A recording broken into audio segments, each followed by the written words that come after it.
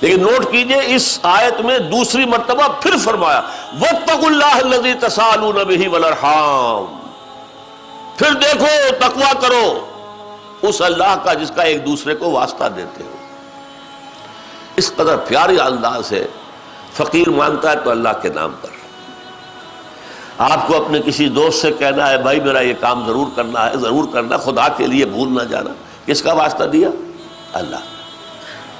اگر میاں بیوی میں چپقلش ہو جائے، معاملہ نہ سلجھ رہا ہو، تو آخر کار بڑے بوڑھے کیا کہتے ہیں؟ خدا کے لیے اپنے معاملات درست کرو۔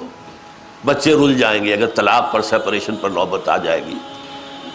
تو یہاں فرمایا جس اللہ کا واسطہ دیتے ہو اس کے تقویٰ پر بھی تو عمل کرو، اس کے احکام بھی تو مانو، اس کی شریعت بھی تو اس پر تسلیم کرو۔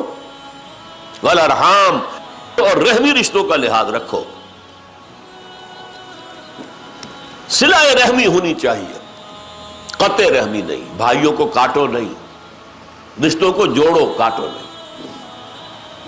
ان اللہ کان علیکم رقیبا، یقیناً اللہ تم پر نگران ہے، تمہارا ہر عمل اس کی نگاہ میں ہے۔ چاہے تم نے دروازے بند کر دیے، کھڑکیاں بند کر دی، پردے ڈال دیے، کوئی آنکھ دیکھنے والی نہیں ہے، ایک آنکھ دیکھ رہی ہے۔ ہوا معکم اینما کنتم، جہاں ہوتے ہو وہ اللہ موجود ہوتا ہے تمہارے ساتھ، تمہارا کوئی عمل اس کی نگاہوں سے چھپا ہوا نہیں۔ دو آیتیں ہیں سورہ احزاب کی، پھر دیکھیے وہی بات، یا ایھا الذین آمنوا اتقوا اللہ، اہل ایمان اللہ کا تقوی اختیار کرو، وقولوا قولا سدیدا، اور زبان سے بات وہ نکالو جو صحیح ہو۔ یہ نہیں کہ زبان جو ہے اس کو کھلی چھوٹ ہے، جو منہ میں آیا بک دو، جسے ہم کہتے ہیں پہلے تولو پھر بولو۔ سیلف سینسر ہونا چاہیے کہ آیا مجھے یہ چیز کہنے کا حق حاصل ہے یا نہیں ہے، سوچ لو، پہلے جواب دہی کرنی پڑے گی۔ ایک حدیث میں آیا ہے کہ جہنم میں اوندے منہ گرائے جانے والوں میں اکثریت وہ ہوگی جو اپنے زبان کے گناہوں کی وجہ سے عذاب میں مبتلا کی جائے۔ حسائد السنہ اس کو کہا ہے حدیث میں۔ حسائد جمع حسید کی، فصل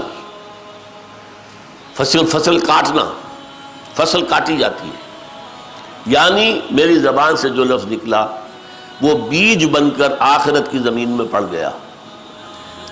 اگر وہ اچھا لفظ تھا تو ایک لہلہاتا ہوا پودا مجھے ملے گا، وہ پھول کا ہو، پھل کا ہو، اور برا تھا تو جھاڑی ایک جو ہے، اس جھاڑی کے اندر جس میں کہ زہریلے کانٹے ہوں گے وہ کاٹنی پڑے گی۔ جب یہ بات کہی ہے حضور نے تو حضرت معاذ بن جبل چونک گئے کہ حضور کیا جو کچھ ہم کہتے رہتے ہیں اس پر بھی مواخذہ ہوگا؟ تو بڑے پیارے انداز میں، یہ عرب کا ایک خاص انداز ہے، لفظی معنی میں نہ لیجئے اسے، سکلت کا امو کا یا معاذ، اے معاذ تمہیں تمہاری ماں روئے۔ زبان کی کھیتیوں سے زیادہ جہنم میں جھونکنے والی کوئی شے نہیں ہے۔ یعنی میں تو سمجھتا تھا کہ تم بہت بڑے فقیہ ہو، کہا بھی ہے عالمہم بالحلال والحرام معاذ بن جبل، حرام اور حلال کا سب سے زیادہ جاننے والا میرا صحابی معاذ بن جبل ہے رضی اللہ تعالیٰ عنہ۔ تم بھی یہ کہہ رہے ہو؟ تو یا ایھا الذین آمنوا اتقوا اللہ وقولوا قولا سدیدا، یہ بھی تقویٰ ہو گیا نا، زبان کا تقویٰ۔ ہاتھ سے کوئی عمل نہ ہو جو شریعت کے خلاف ہو، زبان سے کوئی لفظ نہ نکلے جو حق کے خلاف ہو، شریعت کے خلاف ہو، تہمت ہے، چغلی ہے، غیبت ہے، یہ کوئی شے نہ نکلے۔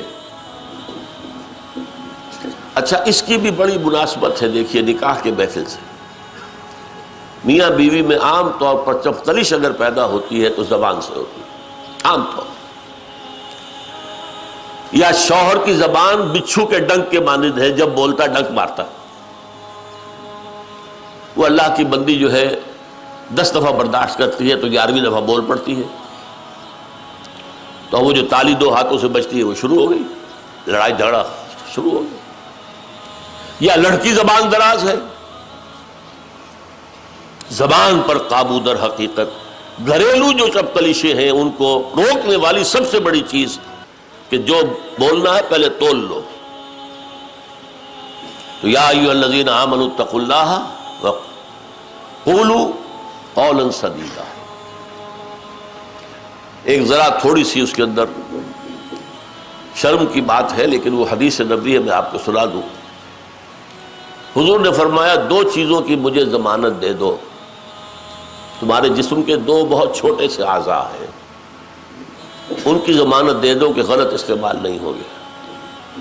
جنت کی ضمانت مجھ سے لے لو. ایک وہ شے جو تمہارے 2 گالوں کے درمیان ہے، زبان، مجھے ضمانت دے دو کہ اس کا غلط استعمال نہیں ہوگا. اور ایک وہ جو تمہاری دونوں رانوں کے درمیان ہے، تمہاری شرمگاہ، مرد کی ہو یا عورت کی، اس کا غلط استعمال نہیں ہوگا. یہ 2 ضمانتیں مجھے دو، باقی پورا جسم، 2.5 من کا جسم تو باقی ہے، اس کی ضمانت میں دیتا ہوں، جنت ملے گی. قولوا قولا سدیدا. اس کا نتیجہ کیا نکلے گا؟